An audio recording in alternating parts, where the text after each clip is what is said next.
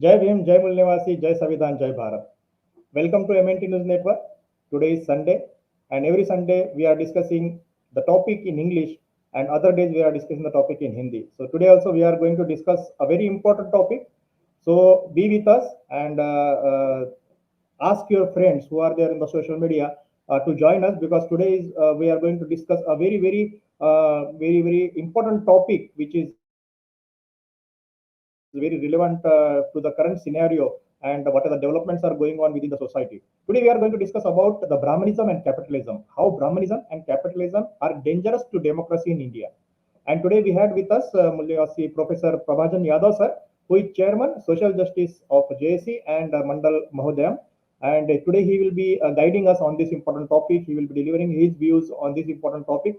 So be with us and just share this link of this particular video, which is live on Facebook, YouTube, and Twitter to your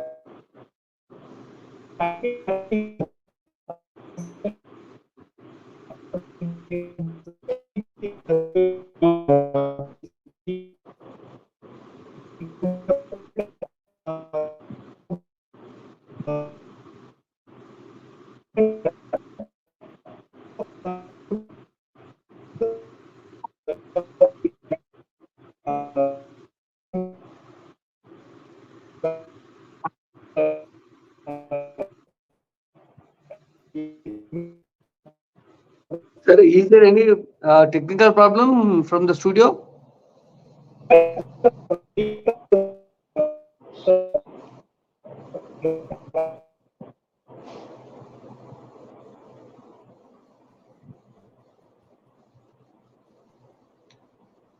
Nothing is audible.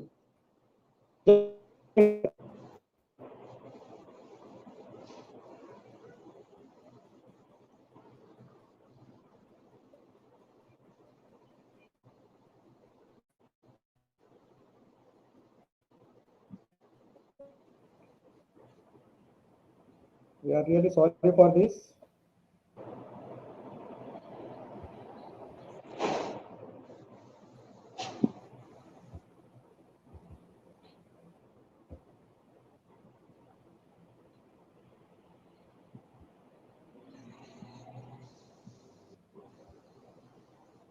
Can you hear me, sir, now? Yeah. Is my voice audible? Yeah, it is Sorry, audible really now. sorry. Actually, there was some connection Yeah, problem. I'm really sorry for that one. it happens sometimes. So, yeah. So basically, today we are going to discuss about very important topic, and today we had with us Professor Prabhanjan Yadav, sir. So we are discussing about the rise in Brahminism and capitalism and how it is dangerous to democracy in India.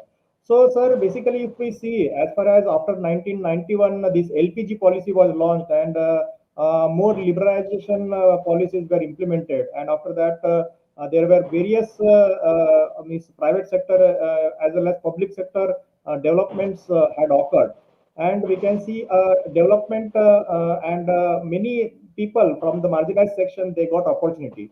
But if we see for the last decade or last 2 decades, we can see that there is change in this particular policy. And today, if we see, there is more emphasis given on concentrating the award of various tenders to one person or two person, or distributing the wealth of the country towards very few people of the country, of the society. So, as far as this capitalism is considered, or how you can compare or how you analyze this capitalism, the rise of capitalism for the last 10-15 years, how do you see this particular rise from social perspective, sir? So, good evening, everybody. Uh, in fact, Brahmanism is the vandalism of the aborigine of this nation. So, Brahmins, they invaded India. So, after the invasion, they captured the whole India and also they imposed their own ideology. So, before that, there was uh, just like a primitive uh, communism, and the people are very happy with the that economy, and they enjoy the barter system. They exchange the goods from one profession to the another. So they were very collectively they worked together and also they shared everything. So and they in India the people were very happy with that. Even since the Harappa and Mohenjo-daro. So when the Britishers invaded India, that was the capitalist country. So Aryans invaded India with only their cows. Even they did not bring their women too. So they forcibly uh, had the offsprings from Indian women only. So that's why they entered the nook and corner of this nation. They imposed their ideology, particularly uh, uh, they controlled the whole economy by dividing the nation into four varnas. And the aborigines of this nation are the Mool Nivasis. They have to serve the three other communities or varnas. So Brahmin, Kshatriya and Vaishya. So they made economy for their own convenience without working, without uh, sweating their blood, and so their economy was uh, centered to felicitate the Brahmins. When the Britishers entered into invaded the India, they introduced the capitalist system of economy. So industrial economy that made India a little bit flourishable. Even the Britishers had their own conspiracy to invade India. All the resources, particularly the natural resources. So here, the people uh, from the downtrodden are the workforce who produced, who served the nation.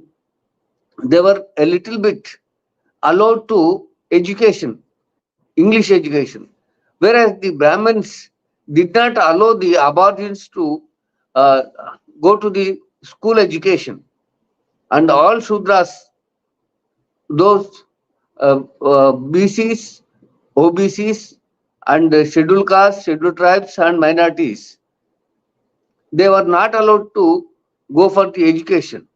So, with the a little bit facilitated, India English people facilitated to with their own church or the religion, they provided education. So, Mahatma Jyotirao Phule, he got education from an orphanage that was organized by a British. So, likewise, the English education, we can say it is an emancipation because of the Sanskritization or the Brahmanism that made us that made us to only to serve them, only to produce goods for their benefit. So, likewise, slowly during the 1991, when the Prime Minister was P.V. Narasimha Rao, a Brahmin, he allowed the LPG, liberation, privatization, globalization. So before that, the first Prime Minister of India, Nehru, Jawaharlal Nehru, they introduced five-year plan. So for the development of the nation, soon after the uh, independence.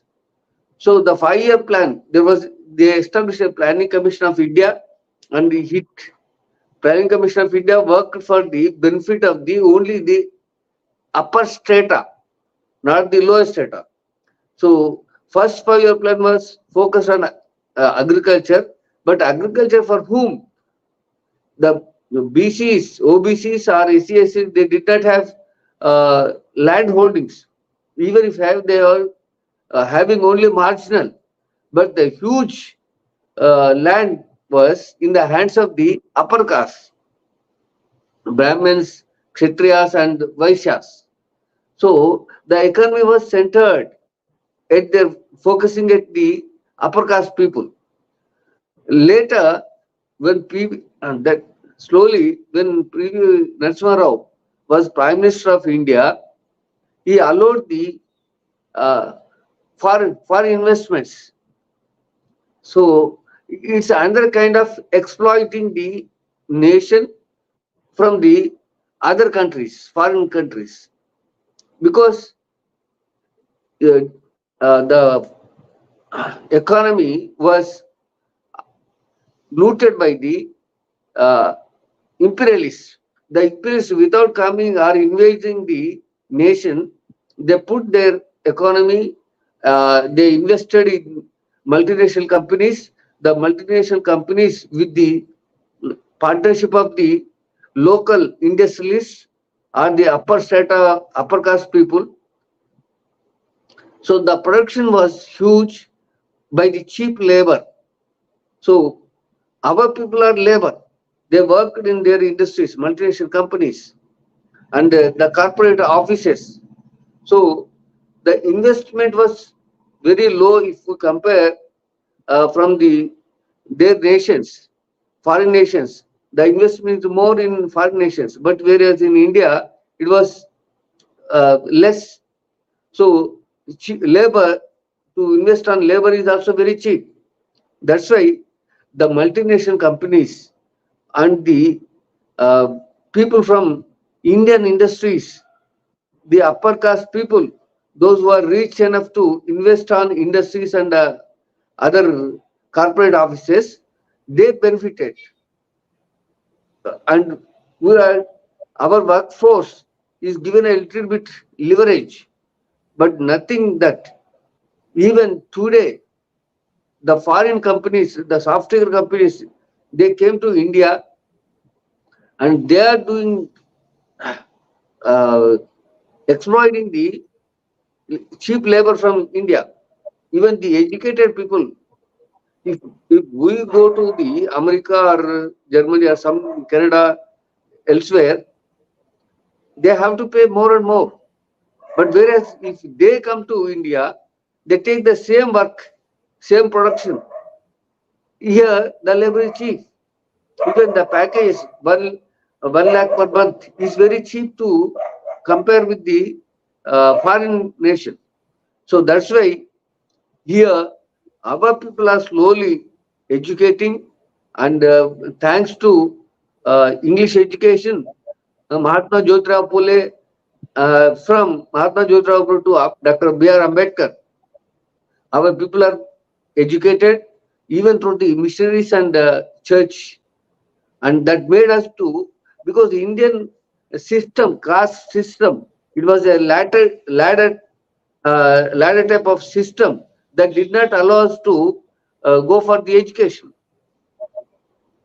And our people, untouchability was also there in India. So they did not allow. That's why Baba Sahib Ambedkar, Kalaram temple, entering into the Kalaram temple, he organized a rally. So that made us only to work for them and serve for them. And we did not have any individual life, and we did not have independent life. So only to serve them we were born. They thought that. They branded like that. So this English education made us. I also wrote an article in Telugu, Mekale. Mekaleku Mokkali. That means we have to very much thankful to Mekale. He introduced English education in India. So gradually, the untouchables, the backward classes, they go to the schools in the missionary or convent schools, and they were educated. They came to know.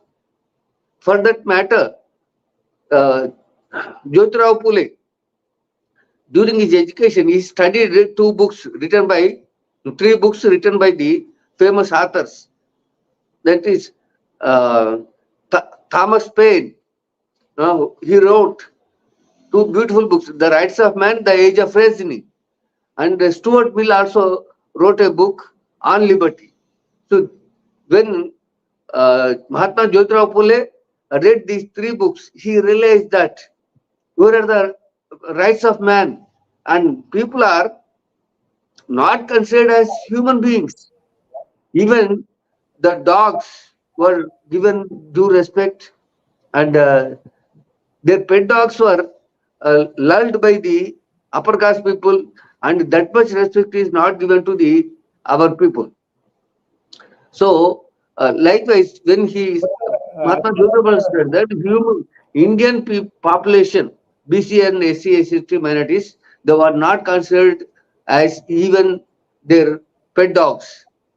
So he wanted to liberate these sir, people. I would, yeah, I Yeah, would like to please tell interrupt me. here, sir. Basically, as far as the Constitution of India is considered and the democracy, India is a democratic country.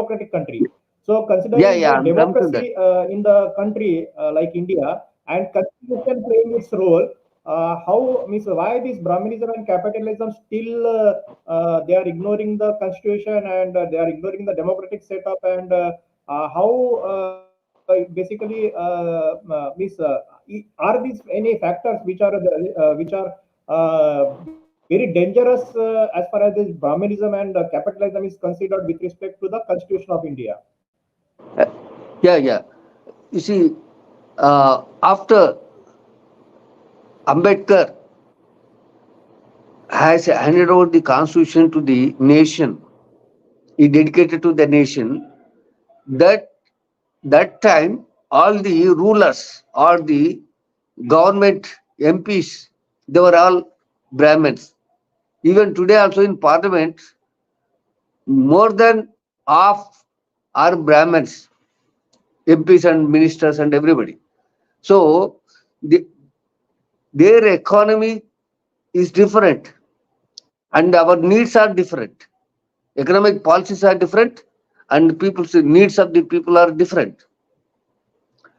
And these people in India, so far, there is no democracy at all. Democracy means by the people, for the people, and to the people. And the representatives, representatives are, they belong to the upper caste only. So, in my view, it is not at all a democracy. But even we may call, they were not, the election process is also different. And they are forcing the people by bribing money to the voters. By all means, they want to they want to elect for the uh, parliament and assemblies. So here their focus is on how to develop the only upper caste people. Even in first 5 year, second 5 year plan, the industrial development, more subsidies are given to the upper caste people only. In all the states also, the state governments are giving subsidies to the industrial people, industrialists and others, those who are investing, and the banks are also giving loans to the upper caste people only.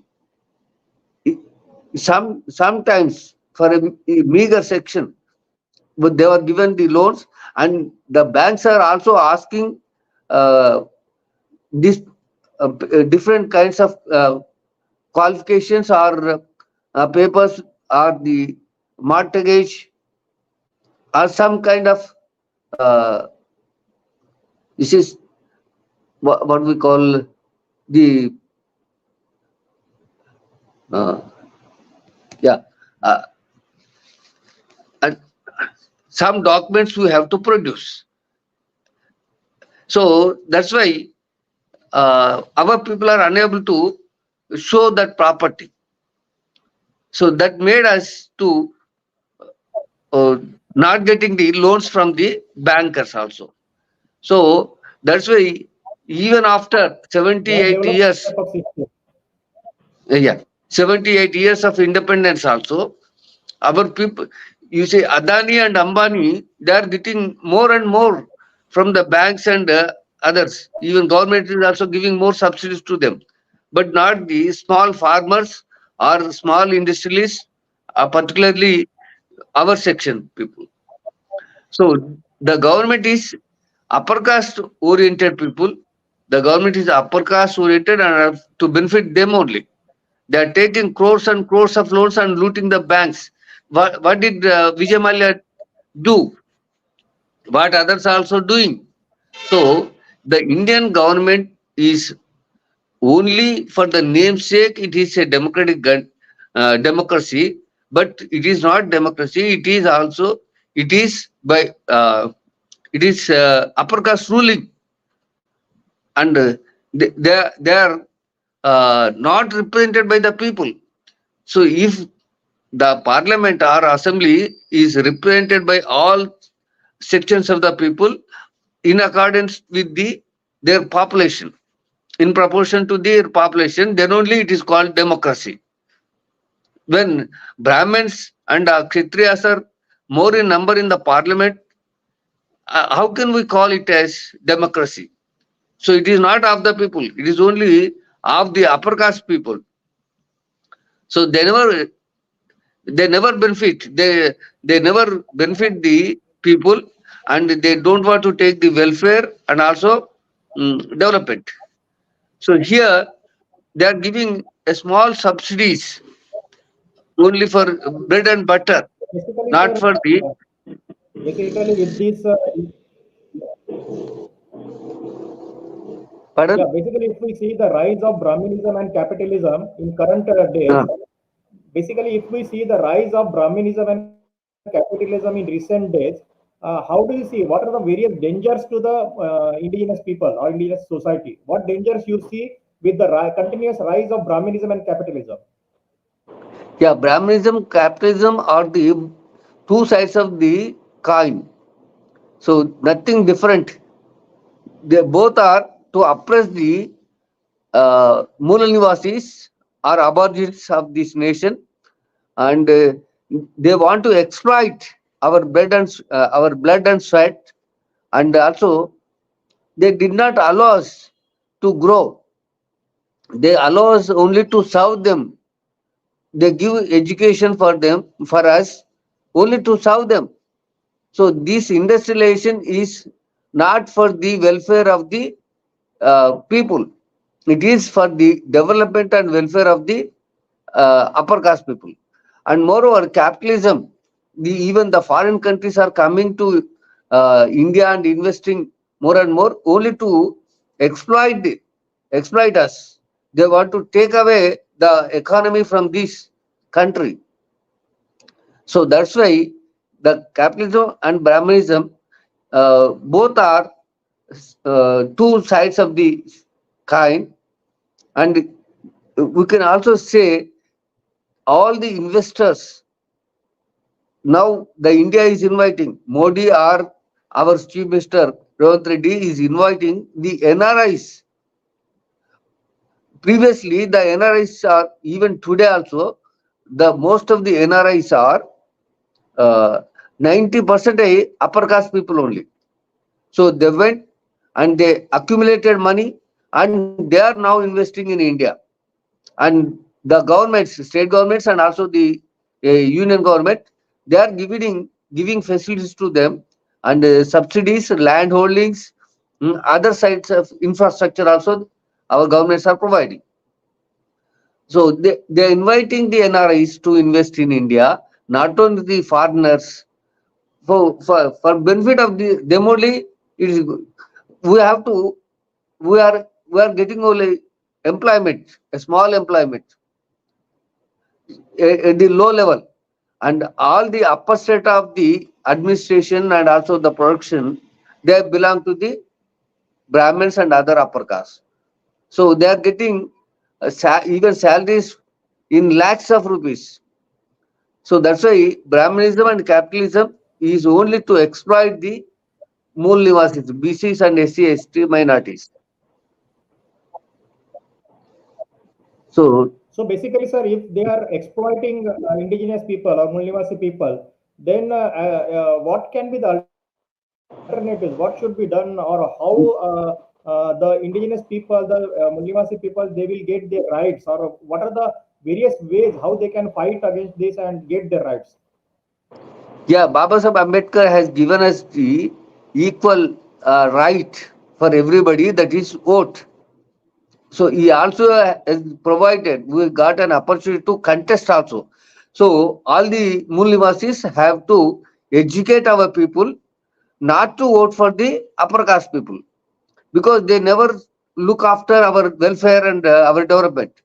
So if our people are being elected to the assemblies and also parliament, then we think of our the welfare of our people, the development of the people, the right to education is also uh, there. It is a it has so many multifaceted. We have gradation in right to education. Education, there are international schools, corporate schools, and residential schools, and government schools, even in private schools. But whereas if we compare with that, vote is only one, and everybody has the same value of vote. Even Ambani has only one vote, Adani has one vote, even a beggar has the same vote. So this if we educate our people the value of the vote and vote for only our people, if our government comes, we get the more benefits, and that government will work for the welfare and development of Mool Nivasis. So to keep in mind, we have to all the OBCs, backward classes, scheduled castes, scheduled tribes, and scheduled employees and educated people must go to the villages, must go to the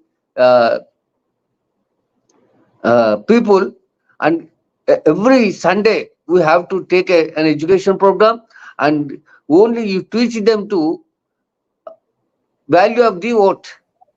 How does it make the upper caste people to rule us? So even after 78 years also, if we don't open our eyes, that that will made us criminals. So not to be criminals, because Baba Sahib Ambedkar and Indian Constitution made us to uh, go for the school education and higher education, get employment opportunities. Even today we have scheduled caste reservations, scheduled tribe reservations, OBC reservations, but we are not growing like that. If we are employed in only lower sections, even then we have to work for our community, pay back to our community. This was termed by the Baba Sahib Ambedkar. So until and unless all the educated and employed people should realize that we have to serve our own people by paying back to our community, not only in terms of education but also in terms of economy also. Every month we are getting salaries, every month we are getting some benefits. So apart from our family, we should also invest that amount to the development of our communities.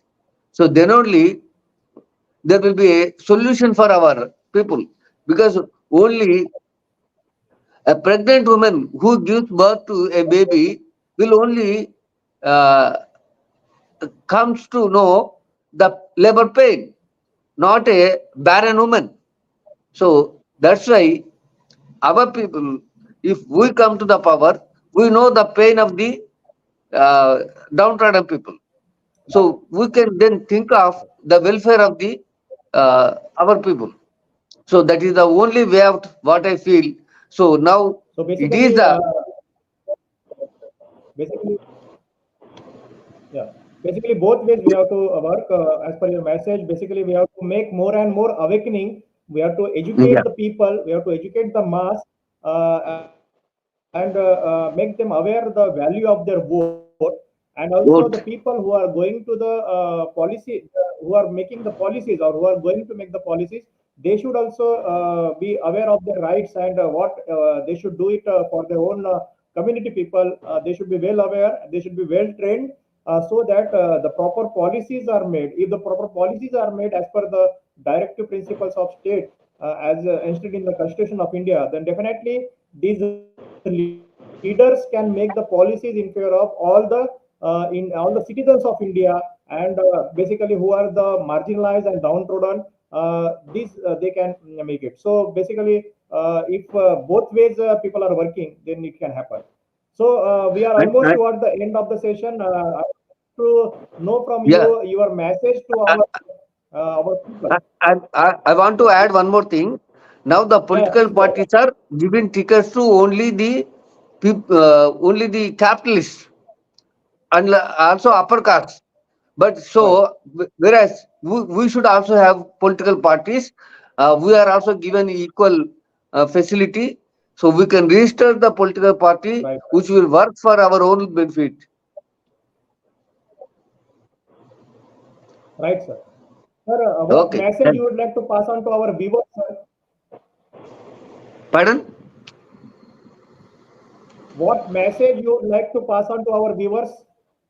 Yeah. Passage is my message to our viewers is work sincerely for the empowerment of backward classes, scheduled castes, scheduled tribes, and minorities without any uh, hesitation, because we have to serve back to our community. We grown from that community, and our brothers and sisters, they are suffering like anything. And even after advent of the independence, 78 years of independence, they are only laborers, they are only scavengers, they are clerks, so they are drivers. So how long should we take this nation to serve only for the upper caste and Brahmins and uh, capitalists? So, Baba Sahib Ambedkar has given a great opportunity, great right to us to make us people uh, vote for ourselves. So, we have to organize such awareness programs, awakening programs, and every Sunday work for your family for weekdays, and every Sunday you work for our community. This is my message. Each one teach 10. Right, right. Right. Correct, sir. Very good. Your analytical message was very well taken by our viewers, and the message of awareness. Every individual should make aware the other 10 people. That also is very, very influential and very, very means important. And I think our viewers will take that message positively.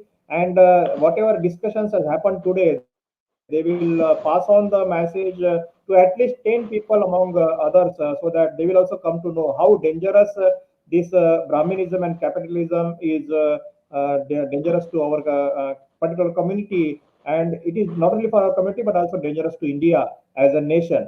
So I'm on behalf of MNT News Network, I am really thankful to you for giving your valuable time and coming to our studio and guiding our viewers on this particular topic.